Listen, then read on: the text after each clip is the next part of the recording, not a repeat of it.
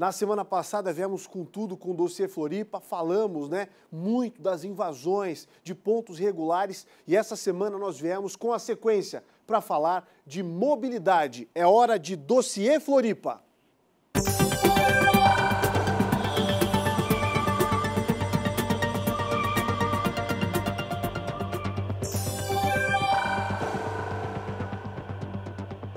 Tocar nessa ferida para que a gente possa encontrar soluções. Hora de falar sobre mobilidade aqui no Balanço Geral. Em meio ao caos, procurar meios alternativos pode ser uma solução para a nossa mobilidade. Paulo Miller e Fabiane Paza vão contar tudo para a gente.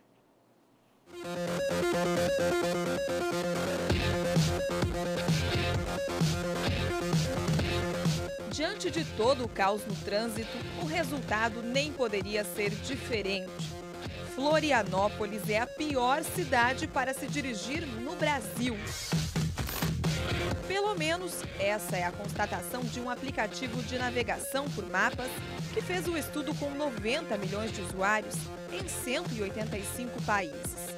A pesquisa levou em conta a frequência dos congestionamentos, a segurança das estradas, a qualidade das vias e de infraestrutura, os serviços aos motoristas como postos de gasolina e estacionamento, fatores econômicos e sociais como o preço dos combustíveis, além da cooperação entre os usuários do aplicativo. Floripa ficou com o desempenho inferior a outras capitais brasileiras, com nota abaixo de 4 pontos. O levantamento aponta a insatisfação do motorista que enfrenta diariamente o caos para se locomover por aqui. A mesma conclusão é de um estudo feito pela Universidade de Brasília em 2015 em 21 capitais.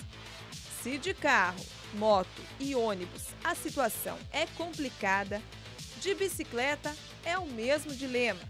O Fabiano usa a bike para deslocamentos até a universidade e precisa dividir espaço com os veículos onde não há ciclovias. O desrespeito dos motoristas acaba sendo um dos fatores que faz com que o ciclista deixe de utilizar a bicicleta, com que as pessoas deixem de utilizar a bicicleta. Falta ciclovia, falta infraestrutura para a pessoa poder com segurança andar de bicicleta sem ter medo de voltar para casa.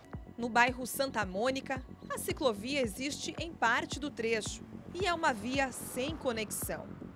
E é assim ao longo dos 96 quilômetros de malha cicloviária na capital. Há projeto de ampliar o espaço para os ciclistas em 50% e Florianópolis chegar em 2020 com quase 145 quilômetros de estrutura própria para os ciclistas. Os casos de ciclovias e ciclofaixas sem interligação são visíveis quando se observa o mapa das estruturas construídas para as pessoas que usam bicicletas na região.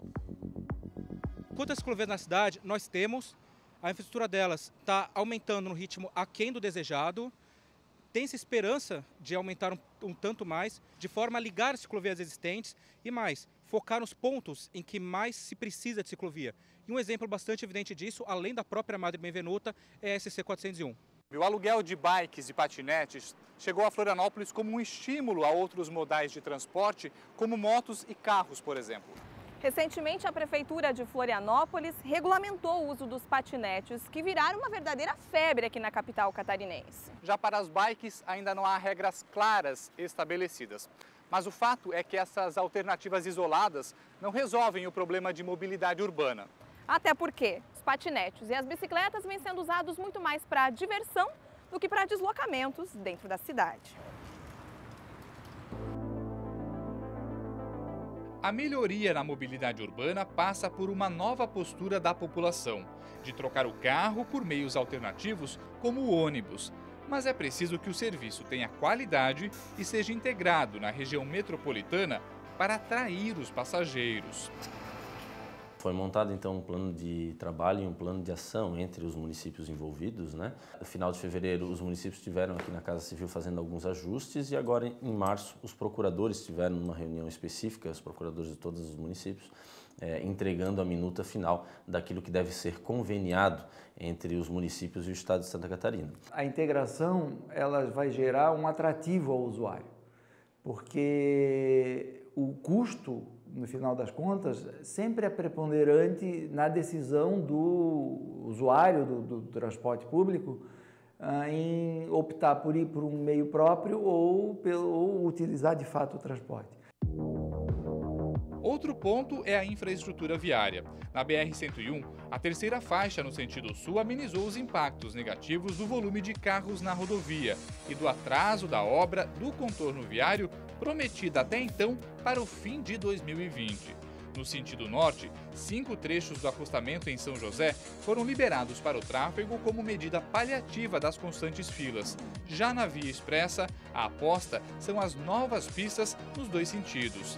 E as 8 SCs, construídas para ligar regiões distantes ao centro da ilha, absorvem ao longo dos anos as características de avenidas e não mais rodovias. A dificuldade é fazer a manutenção dessas estradas atualmente de competência do governo do estado. A SC 401, por exemplo, a mais movimentada entre as estaduais catarinenses, poderia ser municipalizada e as obras de revitalização agilizadas para dar um gás à mobilidade do município. A preocupação nossa é ter a rodovia em boas condições. Hoje nós observamos uma diferença das rodovias municipais, que tem uma roçagem, uma sinalização adequada, um cuidado com o pavimento e com os passeios, enquanto as rodovias estaduais, em grande parte, estão totalmente abandonadas. Porque as pessoas não querem saber se é rodovia municipal, se é estadual, elas querem uma rodovia em condição. E eu, como prefeito, também quero isso. A mobilidade urbana chegou a um ponto tão crítico que a administração municipal decidiu criar uma supersecretaria para discutir ações de curto e médio prazo para resolver o problema.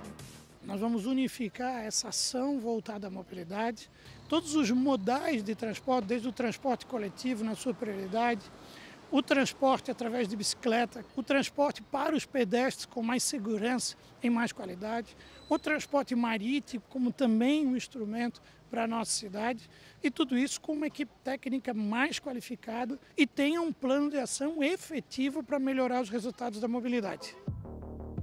O Plano de Mobilidade Urbana Sustentável, um trabalho pioneiro no Brasil e apresentado aos prefeitos da região metropolitana de Florianópolis em novembro de 2015, ainda é um projeto sem recursos para virar realidade.